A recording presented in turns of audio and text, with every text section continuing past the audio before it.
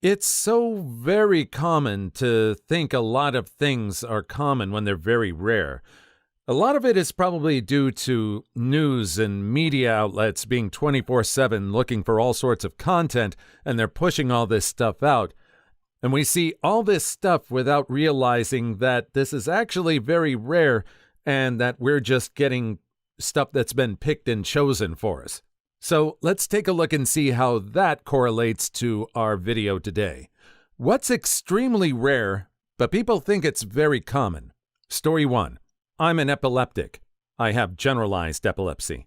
And if you like, here's a little more information on epilepsy.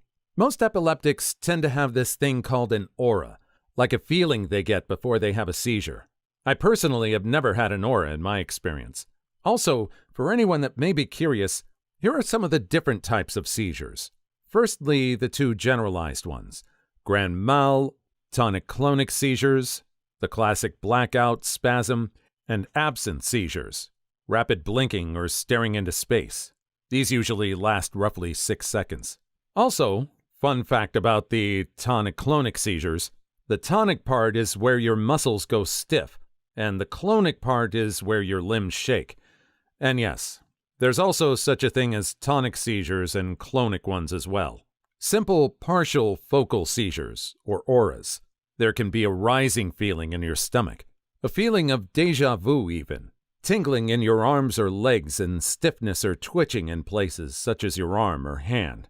This isn't all, this is just all I can remember. There's also myoclonic seizures where your body suddenly twitches or jerks, like you've had an electric shock. They don't tend to last long, though, only about a second. And finally, the last type of seizure I can remember, atonic seizures. Unlike tonic seizures, where your muscles stiffen, your muscles instead suddenly relax. Also, now you know from the video that flashing lights are uncommon to cause seizures. Here's 3 that are more common. Stress, lack of sleep, alcohol. Yes, alcohol. It can mess with your medication and cause it to not work or not work as well. Also, not every epileptic has daily or weekly drop-down tonic-clonic seizures. That's a big thing that media seems to make sound normal. I have possibly daily absent seizures. It's hard to tell if they happen, and my grand mal seizures are rare, though long. Example, 10 minutes being my shortest one and 75 minutes being my longest. Haven't had one since 2020 and didn't have one for 4 years until then. I think the scary part is just seeing someone else have a seizure. I mean, the scariest part for someone who doesn't have a seizure. I have no idea what it's like to be in the middle of a seizure. That's probably more terrifying. And it seems like it continues in the next story. Story 2. The amount of times I've told people I have it and the worry they get instantly and all that for the stereotypical type. Every person thought that. I've had to explain more to people about it than not. Also, not everyone with epilepsy is photosensitive. I have a photosensitivity to certain things, but they're very specific, and it's not all flashing lights. I'm able to watch something or play a game with those warnings. Stress and panic, hyperventilating, is my main trigger to having seizures. Only a few times in my life have I had the stereotypical type, all within the same year. 1 second I'm doing something, and the next I'm on the floor, dazed and confused. Though I had fallen asleep half of those times and was just having a hard time waking up from how tired I was from the muscle contractions. I also had bitten my tongue due to that, but was numb for a while to it. The amount of blood in my mouth I would have, bitten entire chunks off my tongue and inner cheeks. Then, later on, I would feel the pain in my mouth severely after the numbing feeling fades, and boy, does it suck. It took like a week or more to heal, and could barely eat anything, and all I wanted to do was sleep through the pain as much as I could. After that year of having those only a few times, they've stopped. This was back in 2018, but I still have the same absent seizures I always have for almost 10 years now. Sucks sometimes, and I have a fear of going out and can't be learning how to drive or work in most environments because what if I had a seizure and severely injure myself? Like I literally don't even go near an open oven or hot stove in fear I'll burn myself, even from my typical seizure. It could happen. Holding knives are hard too because I could end up dropping it. Usually, when I have absence seizures, though, I somehow always keep hold of whatever I have. The absence seizure is something I wasn't aware of. It doesn't really sound like a seizure. It just sounds like you freeze up. Well, okay, I was going to say freeze up, like someone's absent and just stops for a bit. Freeze up kind of sounds like a seizure. That's kind of scary, too. Story 3. My little sister is a professor at Berkeley and Boston, as well as New England Conservatory. She tours the world and was nominated for a Grammy this year. I was on a similar path. Started college on a massive music scholarship for multiple instruments at the age of 14. Music lessons started at age 3, and we had no life outside of lessons and performing. We were homeschooled on and off. Friendships rarely lasted, and we reached adulthood with major psychiatric issues. I know a lot of successful and even famous musicians. I won't say they all hate their lives, but depression and substance abuse is rampant. After completing my music degree at 17, I chose not to apply to grad school. I'd seen what it would take to be successful, and it wasn't worth it. Now, I'm a mom of 3 living a super traditional life in rural Idaho. Most people don't even know I was a child prodigy, though I've always supplemented the family income teaching music lessons. I see my sister about once per year because she's so busy. She didn't even mention the Grammy nomination. I just happened to stumble across the red carpet photos on social media. She's such a hard worker and incredibly well-talented and makes really good money, but her level of stress is not sustainable. Even when she's telling me about having breakfast with Elizabeth Warren or getting front row seats with John Mulaney, I'm not remotely jealous. It doesn't even sound fun. I'd never give up my little house on the prairie life or my children for her fame and money. Normal lives are sorely underrated. From what she's saying, the depression that hits child prodigies seems common. It doesn't seem rare. Are there any child prodigies that don't fall into substance abuse or depression?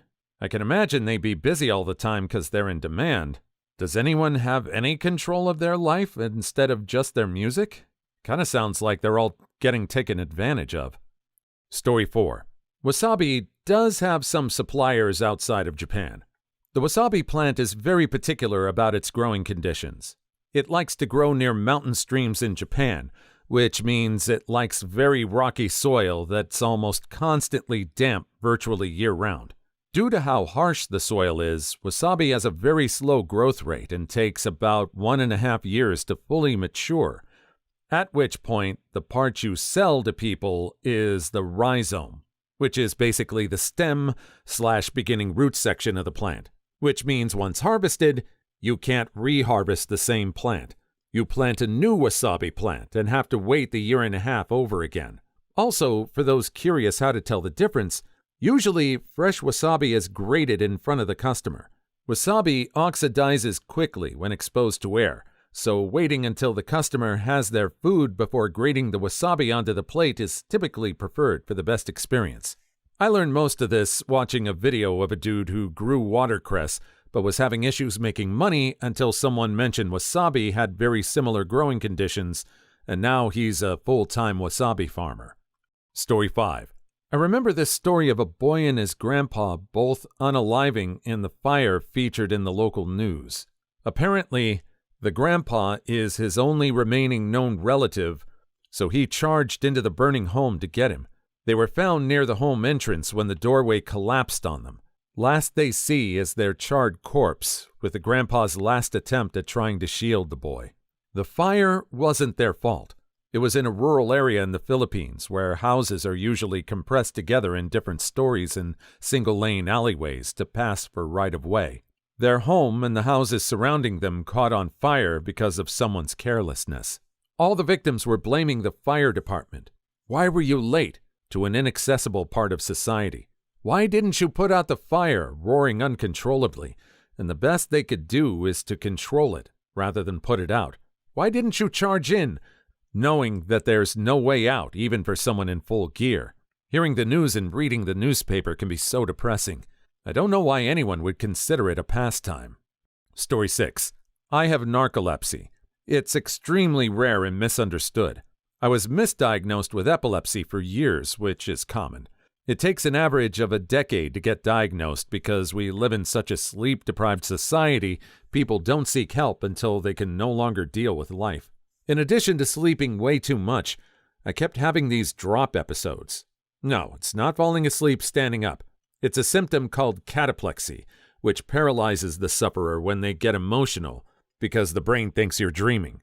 It manifests a lot like fainting goats. Joy, surprise, anger. The triggers are various, and people are usually told they're having psychogenic psychiatric episodes because of the emotional element. Most people think of a narcoleptic nodding off in the middle of a conversation and stuff like that. While that can happen, it's pretty uncommon. You basically just feel like you're 2 or 3 days behind on sleep all the time. And like that state, you get random boosts of energy and then random waves of utter exhaustion that is hard to resist. It's debilitating, but treatable. I've had sleep issues for a while. More than one person wondered if I had narcolepsy. I finally got to a point where I could have a sleep study done, and it turns out I actually have severe sleep apnea. Different from narcolepsy. Doctors said my tongue would relax and just close my throat while I was sleeping. They said when I slept, I stopped breathing every 30 seconds. I was on a CPAP machine for a while, and it was just amazing the difference it made. Story 7. I'd say near-death experience. More common than rare. I had almost perished as a baby because born too soon. Story my mom told me, then right at Busch Gardens at Magic Carpet, my set belt unfastened and the bar will not stay down. Oh my God, this is just one long run-on sentence. Almost got into car crash with my mom, but she able to avoid them, and then another time was at work. Time light up at work where I was about to walk it, just bow up before I got near there cruise out loud. As reaction, I was inches away near there. I think that all them are at least near almost all them at the most interesting ones. Beside almost choke on vomit, and another time food but able to get out. Then funny thing I told my coworker about almost all near-death experience I had, they wired out, but that and maybe be wired out being next to me as well. No periods in that story. Not one single one. Grammar is also very loose in that one as well. Let's just move on, shall we? Story 8. I had a seizure only once, and it was from a rapid drop in blood sugar during a glucose test to see if I had hypoglycemia. Obviously, yes. I went from feeling a bit woozy to essentially being in a standard dream, like a light switch had been flipped. And then suddenly, I was awake again, sagging in my seat and staring up at a nurse who was holding the back of my head. Turns out I had thrashed around violently for about 10 seconds. Really glad I was in a phlebotomy chair because it held me in place well enough that I didn't get hurt. It was weird, but not painful since I wasn't aware of what my body was doing. As long as I make sure I don't let my sugar drop that quickly, it shouldn't happen again. I haven't had another one so far, and that was 20 years ago. Story 9. Becoming a big YouTuber doesn't surprise me, but I think more of it has to do with people lacking a concept of how to make content entertaining. They just think, oh, all I have to do is play games with my friends, and have no understanding of trends, personality, planning, coming up with original ideas, quality recording equipment and software, etc. Sure, it's not easy and takes a fair bit of luck. But if you actually know what you're getting into, have some talent for it, and treat it like an actual job, you can probably expect some success, though not enough to quit your job. Kinda like how your one friend wants to be a musician and make music, but clearly has no talent whatsoever, has practiced less than an 8th grader in music class, and has a worse singing voice than my nicotine-addicted grandma at karaoke night. Yep, there are strategies, and of course people try to game the almighty algorithm. It's this generation's breakout star phenomena. Some people might make a living at it. To be a big breakout star, I think it still requires a little bit of luck. Story 10. Hold on, folks. I see commas in this one, but no periods. Yeah, it's never about damaged property versus safety. Like, I understand how firefighters can say stuff like that, but if my family was trapped in the house, just take me, W them. If I can't save them, bruh, are you kidding? And I mean, yeah, I'd like to try to live even if I lost my family, because I know it's what they want, period. But trying to live after losing my family and knowing there was a chance I would have done something but preferred safety, then things would surely be a whole lot harder. Just a hard thing to ask someone, cause many people, unless I'm just crazy, would rather unalive than have to go on living their lives knowing they might have been able to save the people they cared about. Most BT will never know because they didn't try. Just sounds like way too much mental weight. Moving on. Please like and subscribe if you made it this far. I hope you'll enjoy the rest of the video and have a wonderful day. Story 11. Writing code that executes on first compile. I mean, if he said, that executes perfectly, then I definitely agree. Remember, writing code is like writing instructions so precisely they describe even the tiniest detail, because they're commands that put together what you want. But there's not so often commands that have a bigger meaning, like collision. Even just having a list of data and moving all the data one slot to the left takes a few lines of commands to do. I mean, sure, you can make commands by writing what the command does and then calling it what you need it, but sometimes that won't help and won't be worth the time. Like in the previous example, except you gotta do it multiple times, at different times. Then it's worth it. Story 12. I tipped a cow once. Mind you, any female bovine of the milk-producing variety is a cow, regardless of its age. So anyways, I pushed this 4-month-old cow over once. She'd stepped into a thorn bush and needed the thorns pulled out of her legs. And you can't do that on the tiny things when they're standing up. Also, a fun fact, mom cow will loom over you the whole time like a worried parent with their kid getting stitches. People swear their dogs are emotionally aware, loving animals. Still, if they spent a few times on a farm, they know nothing comes as close to human-level emotional intelligence as cows and horses. By the way, not trying to guilt-trip you into veganism or whatever. We're predators. We eat animals. It's what nature intended, and that's fine. Who knew cow tipping wasn't that common? And this is for practical purposes. I think it's all the movies that portray cow tipping as something that's just ubiquitous. And it's something you do as a drunken pastime in the fields at night. Story 13. Follow the rules and trust the conductor? Not always. We had a guy crash to his expiration in my country that way. He was too fat for the security belt to close correctly, but the conductor felt bad about having to tell him, so he didn't, but just let him ride instead, thinking it would still be fine. It was a ride with 2 arms swinging around at great speed, going high up in the air to hang you upside down. The belt gave way when he was up there, and he crashed to the ground. I don't recall the name of this ride. Back then, there were only 6 of them in the world, and one of them was here. As far as I know, the ride has been banned here since then. Story 14. I'm prone to migraines. I know when I'm having one and what triggered them. One even triggered from a fairground spinning ride known as the Waltz 2 days later.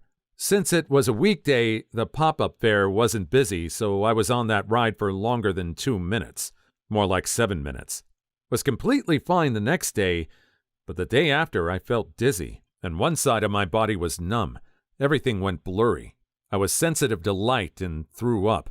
I turned off all the lights in my room, closed my curtain, and went to sleep until the symptoms went away. I woke up a few minutes later with a pounding headache. It was like a hangover, but without drinking alcohol. Story 15. You are not going to be a best-selling author. There are plenty of people selling courses for how to sell books. They do not work in any meaningful sense. Having the top-selling book in an extremely narrow Amazon category does not make you a best-selling author, as that title requires selling in a variety of channels. On top of that, it doesn't matter how good your book is. I've seen unknown authors who barely sell anything write books that should utterly destroy Lee Child, Dan Brown, J.K. Rowling, or George R.R. Martin. The big names are all a lot of marketing and a decent amount of substance. There are plenty of examples of high-selling books that are utterly garbage as well. I've also voiced a few books in my time for Amazon. The stories that I read were really cool. I really got into them, doing different characters and the like. They haven't sold all that well. I think those stories should get a little bit more attention than they have. As much as we'd all like to be making money with our creative side, we have to think about marketing as well. How to get the audience in. How to sell yourself. Story 16. I met a woman with epilepsy, and she was the drop-down and pass-out kind. Had to pick her up once and carry her into the house because she dropped outside in the sun. Normally, she'd be sitting somewhere and would just pass out, and then when she came to, she'd just feel tired and go lay down for a day or two. Sometimes, though, she'd have the full jerk and spasm kind, and those were the worst. She could and would bust her head up against something hard or other body parts and was always hurting herself. She took meds for it, but they just kept the worst ones from happening. Felt bad for her. Story 17. Professional dancer here. The one about making it as an actor, etc., is just not the way I think about it. I have a bunch of different jobs relating to my field. Performing, teaching, choreographing, stage management, etc., and I enjoy them all. I also do jobs that are not directly related to my field. I worked in a haunted house this fall, for example. I do not feel the need to make 100% of my income off of performing dance alone in order to consider myself successful. In fact, I would not like to make all of my income from performing, considering how taxing it is on my energy to dance that much. Story 18. What people forget about the whole drop out of college trope is that you have to actually be at college in order to drop out in the first place. In other words, you still have to be smart enough to get there. And my extremely rare but people think it's common would be serious neurological diseases such as ALS and other motor neuron diseases. In the UK, there are just about 5,000 patients with MND and just 100,000 each of Parkinson's disease and multiple sclerosis. Motor neuron disease is classed as rare by the WHO, and there are only about 450,000 confirmed cases on the planet right now. Story 19. I have very mild Tourette's. It comes on with anxiety or depression when I'm feeling anything negative. I get twitches, I involuntarily click my fingers and have to keep them in my pocket. Not clicking them with anxiety is like an itch, and it annoys people and startles them hearing me click my fingers, then twitch my head back. Edit. I have a rare genetic disorder that means I was born with platinum white hair that will turn black one day. It's dark brown and gets browner, and my beard is ginger and brown and looks like copper. My dad had it, and my sister had it too. Story 20. My ex argues with me one day because I had been walking to the bathroom when all of a sudden it felt like I stepped on something and everything went sideways and I was on the floor shaking, but I was conscious. And then I threw up and then sat up, and apparently because I was conscious, it couldn't have been a seizure. My aunt has seizures, but she doesn't move, and it's almost like she zones out. There's not one specific thing that causes them, and the way they affect you will differ as well. Story 21. I'm strangely used to seeing bizarre things, and nobody thinks this is common. But in summer, I was walking down the street when I noticed the lady up ahead of me was wearing a coat and her underwear. She was going to the corner store or something. Fortunately, she turned down a street I wasn't going down. I saw this woman again the other day, wearing, yes, a nice warm-looking coat and her underwear. Same underwear, or at least the same color. Story 22. My older brother went back into a burning building multiple times to carry out family members who were sleeping, and he was unable to wake them. He saved his girlfriend and son, my little sister, his mom, my stepmom, and their dogs. He ended up in the ICU with burns on his lungs and esophagus, but they wouldn't let his girlfriend stay with him even though it was a hospital over 100 miles from where they lived. So he left AMA after one day. Story 23. I saw someone demonstrate stop, drop, and roll, and why they drill it into you right in front of me. The kid was trying to light a campfire as part of a show/skit and ended up getting a small amount of kerosene on his shirt right as the igniter lit. He tried to run away until one of the other boys yelled out, "Roll! Roll!" He dropped to the ground and rolled around a couple of times, and then fire went out almost instantly. Story 24. My girlfriend has been diagnosed and very real DID. Let me tell you, it was quite the process getting used to it.